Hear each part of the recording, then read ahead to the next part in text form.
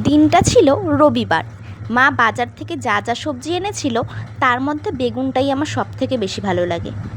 মাকে বলেছিলাম লইট্টা মাছ আনতে, তারপর মায়ের হাতে লইট্টা মাছ জমিয়ে খাওয়া যাবে। চলো তোমাদের সাথে লইট্টা মাছের রেসিপিটা শেয়ার করা যাক। লইট্টা মাছ রান্না করার জন্য আলুগুলোকে এইভাবে পাতলা করে কেটে নিয়েছি।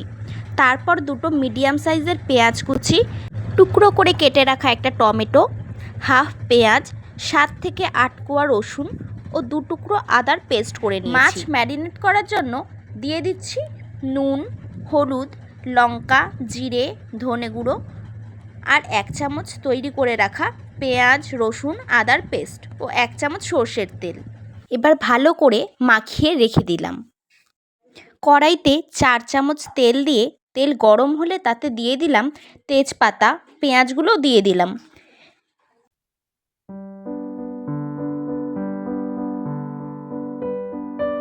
একটু নাড়াচাড়া করে নিয়ে পেঁয়াজের কাঁচা গন্ধটা চলে গেলে দিয়ে দিচ্ছি কেটে রাখা আলু, সাথে টুকরো করে কেটে রাখা টমেটো আর আদা, রসুন, পেঁয়াজের পেস্ট।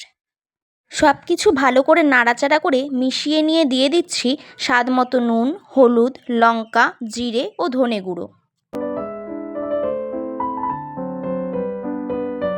সামান্য একটু মশলা ধুয়ে জলও দিয়ে দিলাম যাতে মশলাগুলো পুড়ে না যায়।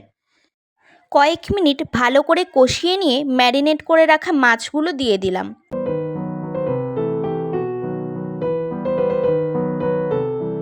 একটু সর্ষের তেল আর সামান্য জল দিয়ে ঢাকনা দিয়ে দিলাম। কিছুক্ষণ পর ঢাকনা সরিয়ে দেখলাম মাছ থেকে তেল ছেড়ে দিয়েছে। তরকারিতে এক্সট্রা করে আর জল দিতে হয়নি। রেডি হয়ে গেল লইট্টা মাছের আলু দিয়ে ঝাল।